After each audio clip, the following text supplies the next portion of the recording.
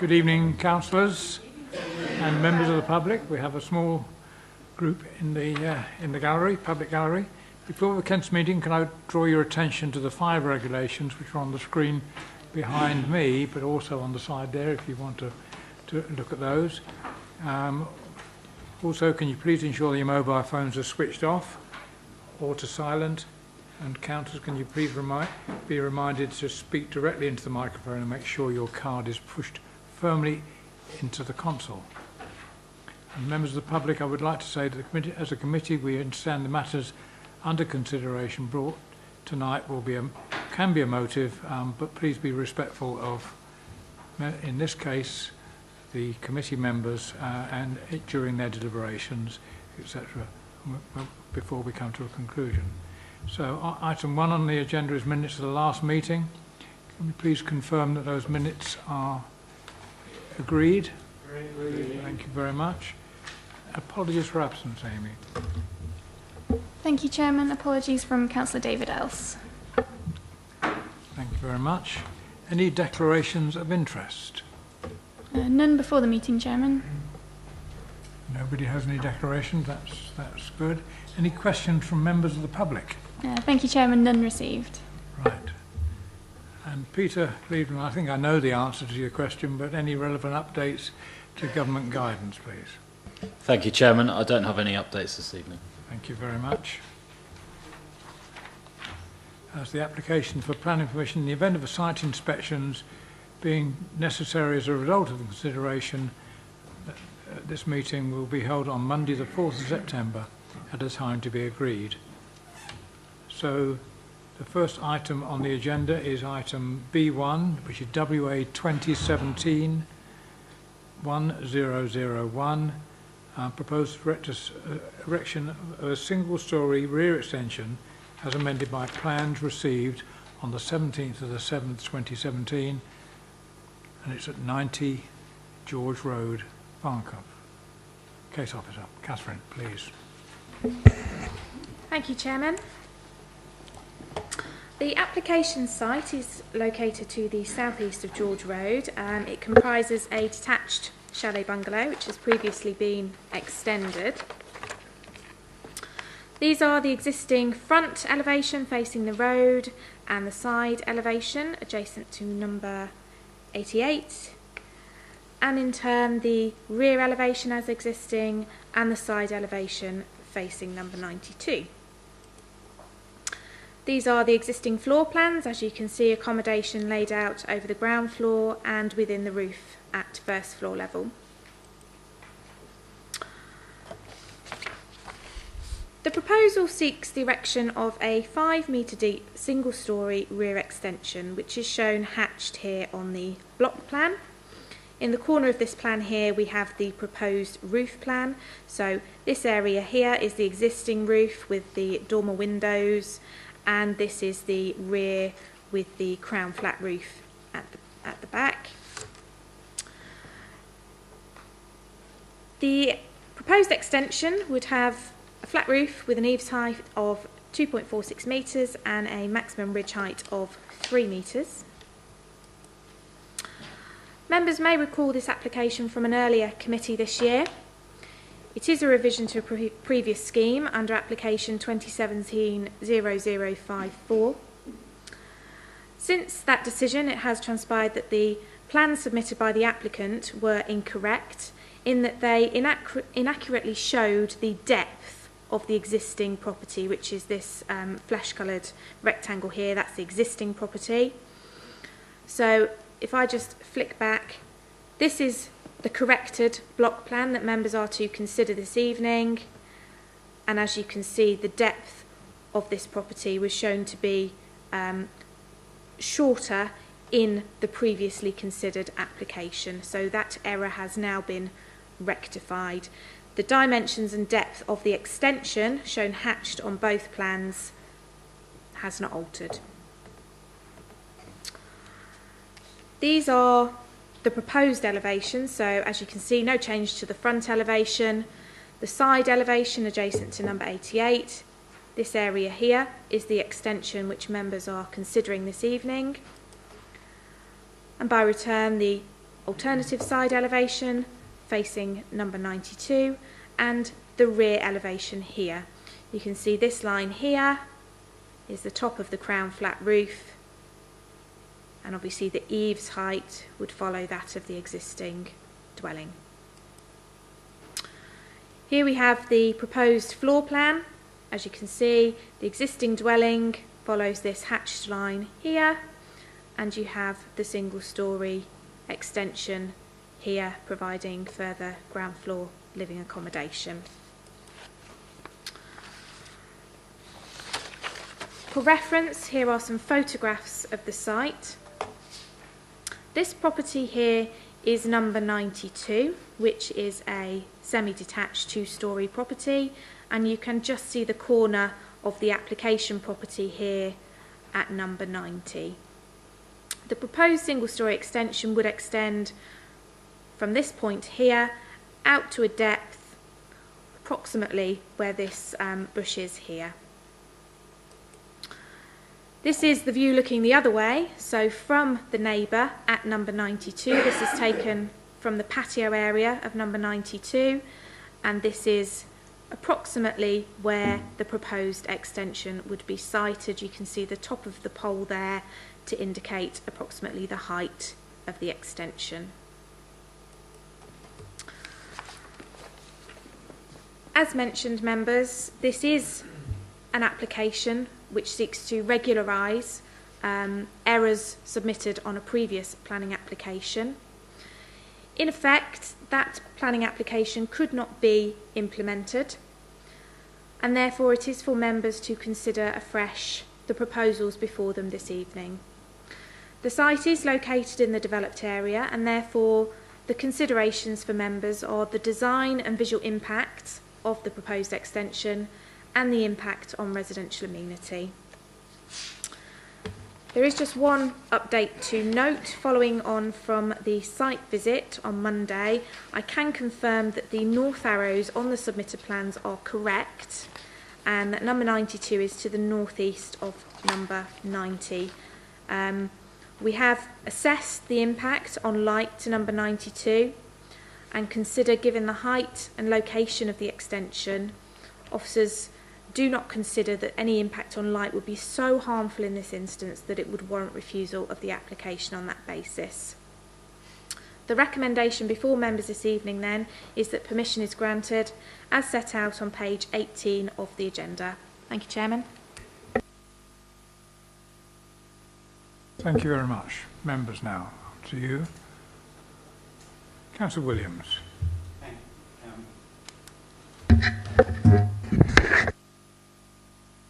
We'll get there in a moment. Just a few points. First of all, I'd like to thank the officers for the site visit on Monday, and those of us who attended there, I think, learnt quite a bit more about the layout than is apparent from the two photographs in the agenda.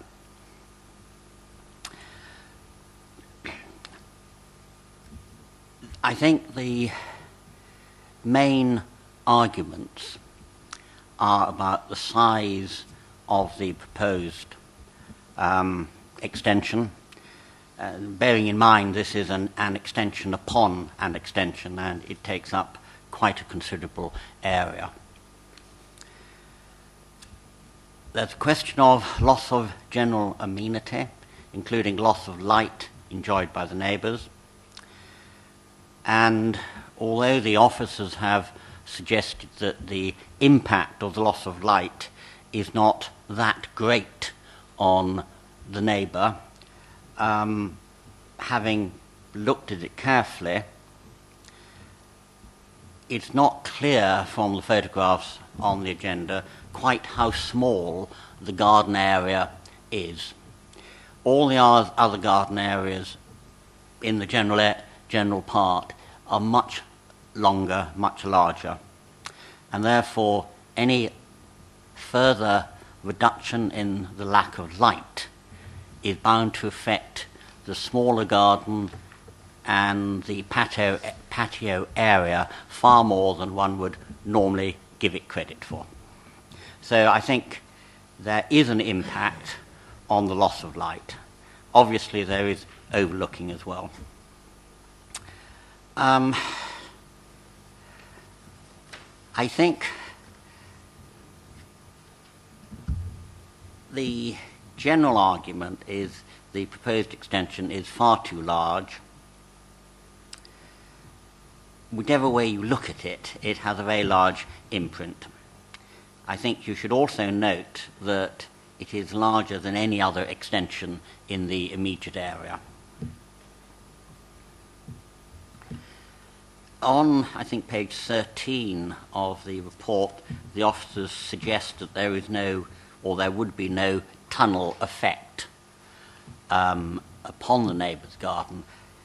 I would disagree with that because I feel, certainly standing in the back garden, if that extension was as long and as high as is proposed, I think anyone there would feel completely hemmed in. So I think there is a tunnel effect. So I would end up by saying that I consider that there is a perfectly good argument for overdevelopment, overbearing, and loss of light. And subject to anything I hear in the debate, I'm not at the moment in a position to support the officers in their decision. Thank you. Thank you very much. Sorry. Councillor Holder.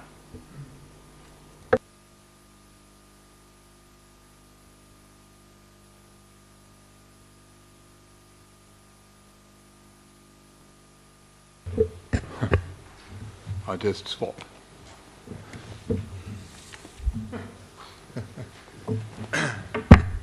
I better swap all this. Sorry, it was late.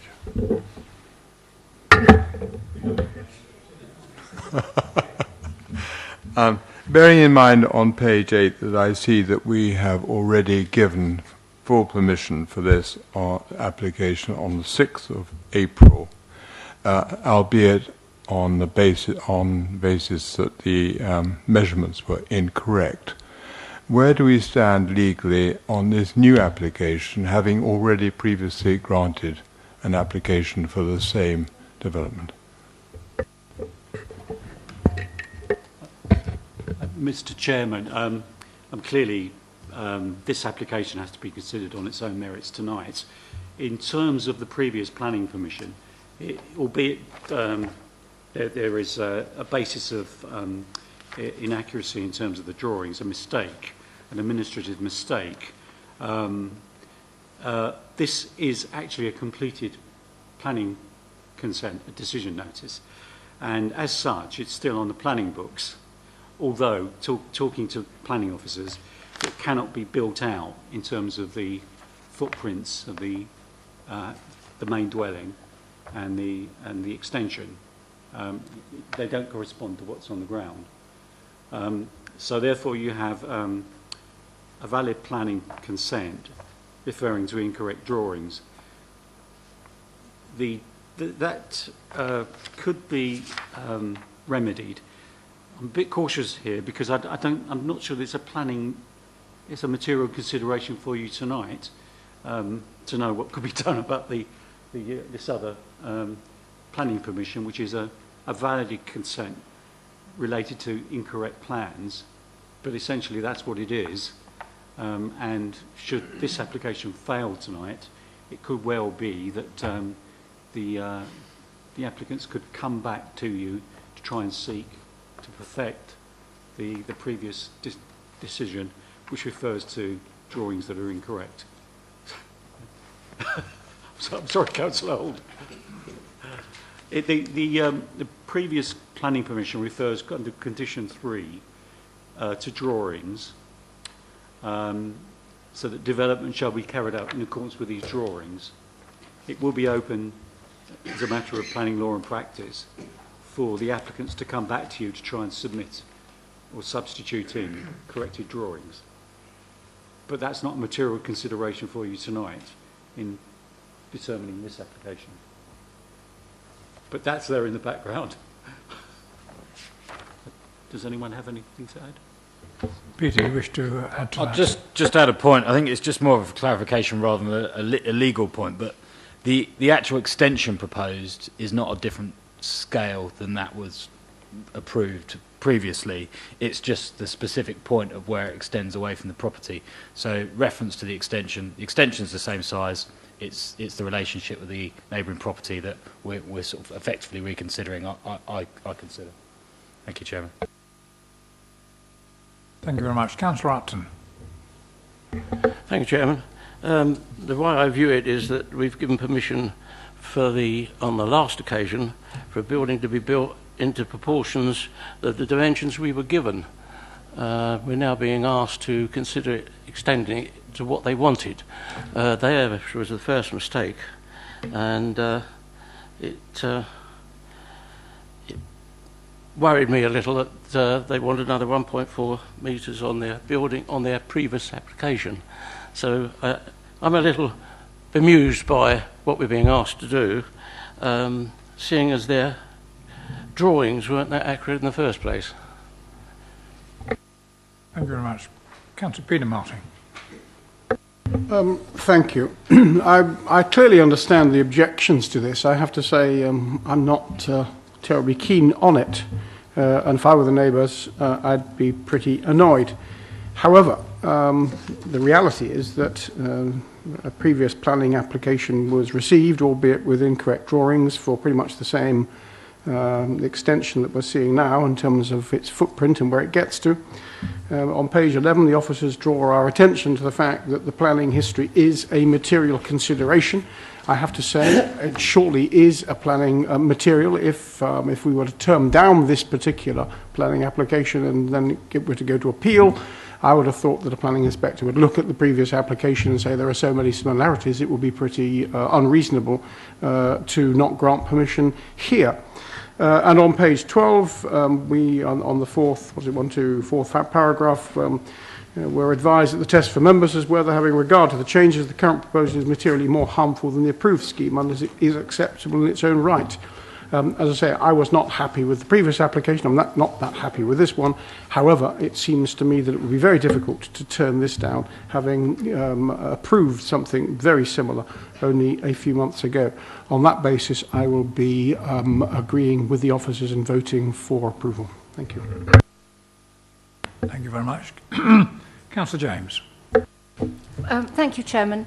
I think it is completely different to the first one. It's an extension that might be the same 5 metres, but actually the whole building is 1.4 metres larger than what we gave permission for, if you include the whole house. That's according to the plans that have been received now. According to the neighbours at number 92, they think that they're slightly wrong if what they've sent us is completely wrong, or if it's right, it's even further. So if we might not have made the decision that we made on the last application if we were told that the building was going to be, I mean, it's more than 30 feet longer than the original house with the 2 extensions. I mean, that's a heck of a long wall that somebody's going to have to look out on looking out on the right-hand side. I mean, 30 feet is the size of a whole house. If you're going to have a flank wall, you know, that high, 9 foot high, I think it does make a difference at 1.4, and that's if they're accurate now. If you believe what the neighbour said, it's actually even further.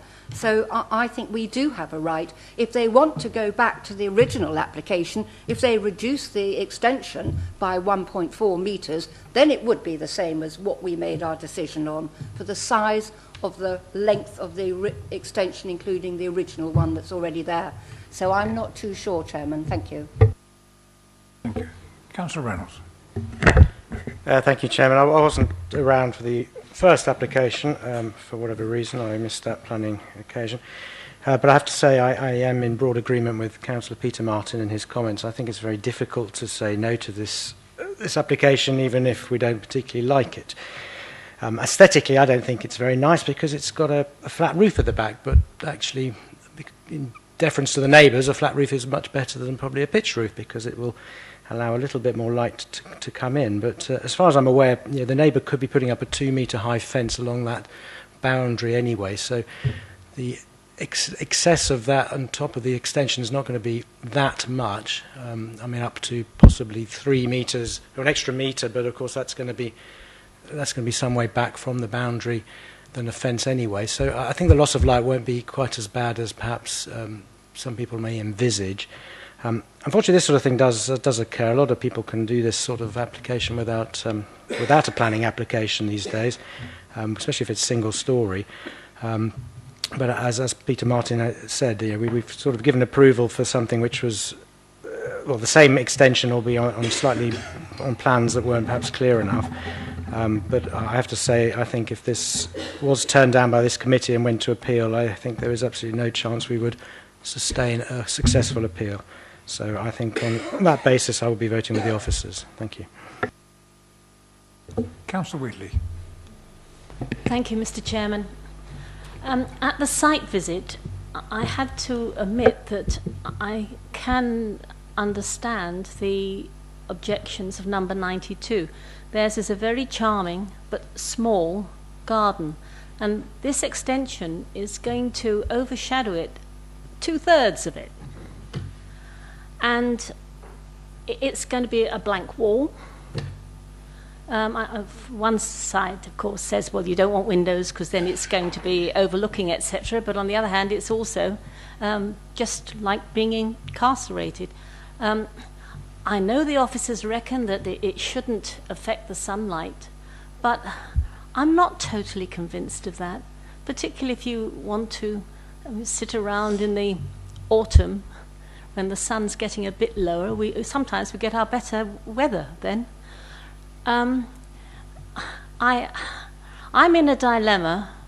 I understand that we've probably got a gun at our heads about a possible wretched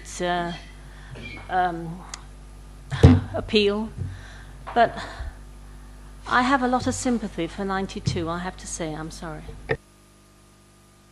Thank you very much. Councillor Bolton. Thank you, Mr. Chairman. I would like to echo Councillor Williams and Councillor Wheatley. I believe, no, it is obvious from the plan that number 92 has a small garden in comparison with number 90. And number 90's house and extension, proposed extension, are to the south and southwest of this small garden. I believe the neighbour, number 92, should reasonably expect to be able to enjoy a warm afternoon with the southwest sun beaming down on their lovely garden. And I propose not to support the officer's recommendation. Thank you, Mr. Chairman. Thank you very much. Any further speakers? I would just like to add my comments. I actually was one of the, I think, 2 who voted against this application last time, and I maintain that position. So I will be voting against the officer's recommendation. The only other comment I would make is that looking, and the site visit I found very interesting, very helpful. The house to the left of number 90, number 88 presumably, the number is hidden from there, they have a long, very high wall, well above 2 metres, at the back of number 90. I asked the officers whether this wall, which should need planning permission because of its height, had been applied for, and it appears not, although of course it's, by looking at its age, it's been there for many, many years. So number 88 is not affected because the height of that wall is probably about the same height as the height of the extension that is proposed. And I do believe that it's an extension too far, especially with regard to the neighbours' amenity and nice garden.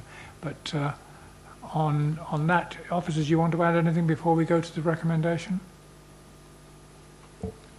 Thank you, Chairman. Just 2 points of clarity.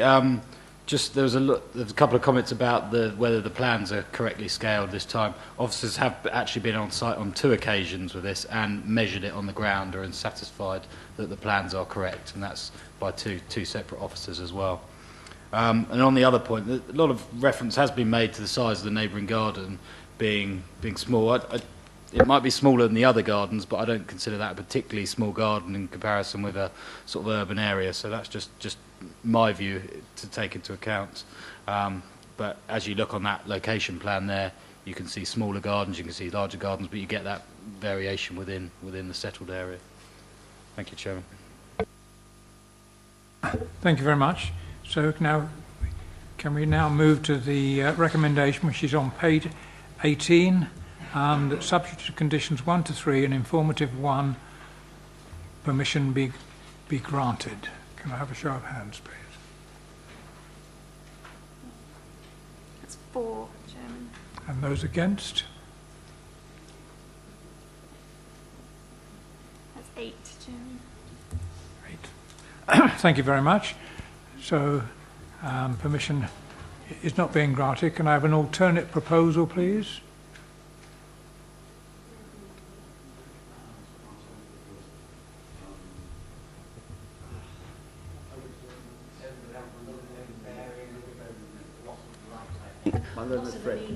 Loss of amenity. So we need a proposal first, and then of course reasons for refusal. So I'm completely Propose lost in that. refusal, Chairman. And you have a seconder? 2 seconders? Yeah. Thank you. And now reasons for refusal. Overdevelopment, overbearing, loss of light, I think, is a major one, and loss of amenity. Visual amenity.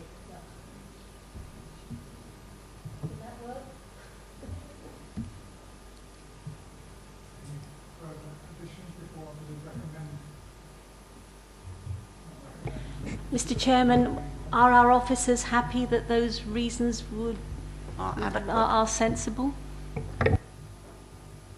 If I may, Chairman.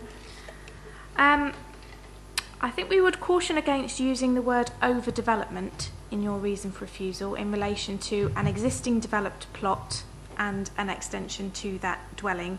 Overdevelopment generally is used to describe sort of additional buildings. So I would caution you against using the term overdevelopment. From what members have said there, I have got some words here which I would suggest, which read as follows. The proposed extension by reason of its height, depth and proximity to the boundary would result in an overbearing impact and material loss of sunlight to the occupiers of neighbouring properties. The proposal would fail to accord with policies D1 and D4 of the Local Plan 2002, the SPD for residential extensions 2010 and paragraph 17 of the MPPF 2012.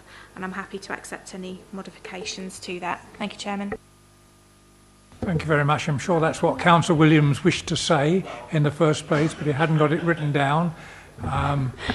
So, members, can we've heard the proposal for refusal and the reasons as given. Can I have a show of hands, please, that I accept refusal?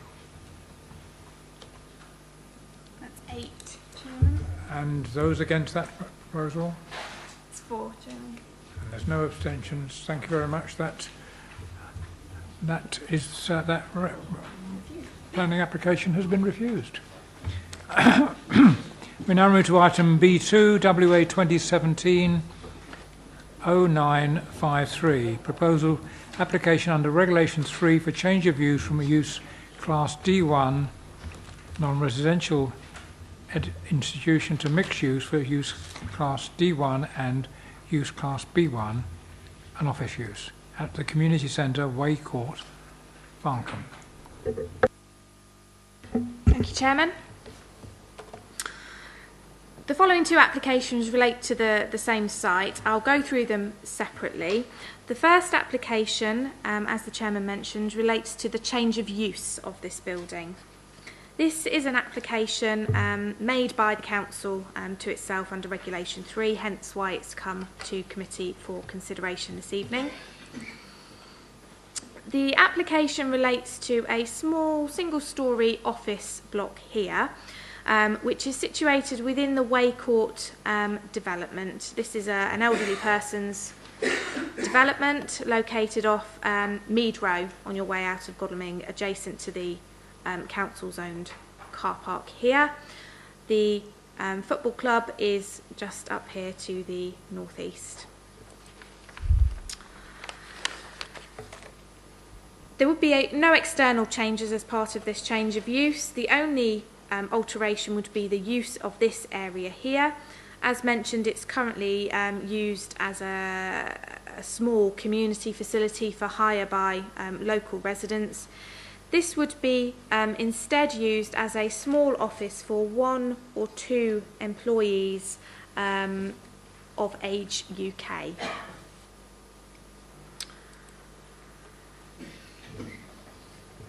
The foyer of the building and other spaces would be retained as a small meeting room available for tenants to meet and also for Waverley staff to continue to use. The key issues for consideration this evening: the principle of development. This is located in the developed area. Highways and parking. There will be no net implications for highways and parking as a result, given the small scale of the proposal. And flood risk. There's no additional associated flood risk, no operational development as a result, and the proposed use is not in a more vulnerable use class than the existing use. The matters therefore for members to consider are the loss of part of the community facility.